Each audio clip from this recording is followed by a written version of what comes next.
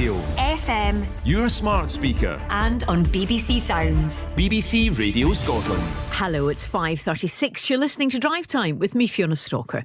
The founder of messaging app Telegram is banned from leaving France after he was charged over alleged criminal activity on the app.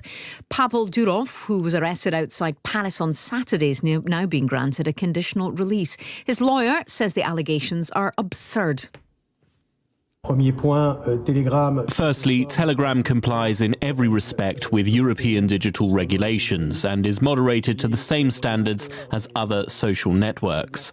And finally, it's totally absurd to think that the head of a social network could be involved in criminal acts that don't concern him, either directly or indirectly.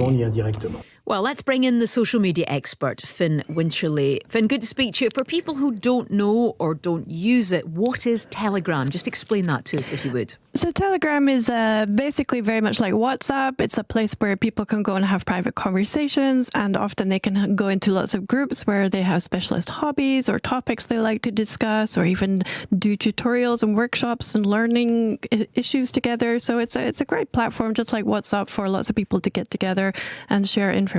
And how big is it in terms of users? It's 950 million now, so it's almost about 1 billion. And so basically through this crisis, I'm sure it's going to be going past the 1 billion because of the amount of publicity it's had. And it's fueled quite a big debate, hasn't it? Quite a fierce debate about freedom of speech and accountability. Yeah, absolutely, because obviously there's allegations that there's criminality happening in the platform, but unfortunately criminality happens on all the platforms, from Facebook to Google and to SoundCloud as well. So it's curious that they're wanting to concentrate only on Telegram when all of the platforms are subject to criminals doing what they do best when they get access to tools that they can use for their nefarious means. And Finn, just tell us who Pavel Durov is, because a lot of people won't have known the name until he appeared in the headlines of the last few days or so.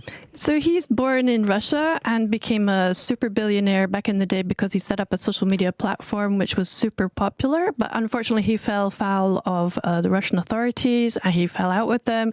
So he moved into Europe and then eventually into UAE and set up Telegram with an absolute strong commitment to freedom of speech and not allowing any kind of CIA, FBI, or any other kind of government agency to have backdoor access to this platform. So why has he been arrested in France? Tell us about that.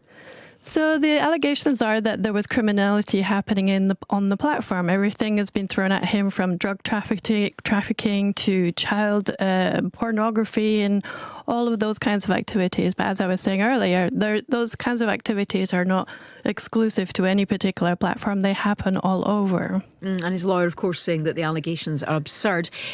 What's the kind of reaction been to his arrest? Because I've seen a lot of discussion, particularly online, actually, ironically. Yeah, absolutely. I mean, obviously, there's a lot of people online who are very upset about it because, after they realized that, WhatsApp and Facebook and Instagram had been compromised, even Zuckerberg came out just in the last couple of days and apologized for allowing the White House to put pressure on censoring speech around the vaccinations, for example. So he's actually come out and said he's not going to be allowing government authorities to come in and pressure freedom of speech coming up for the presidential elections as well. So it's a big issue around, which kind of platforms can you speak freely without having the agents of social control coming in and monitoring conversations nefariously, or which ones you can have absolute freedom of speech on. And the debate will continue, no doubt.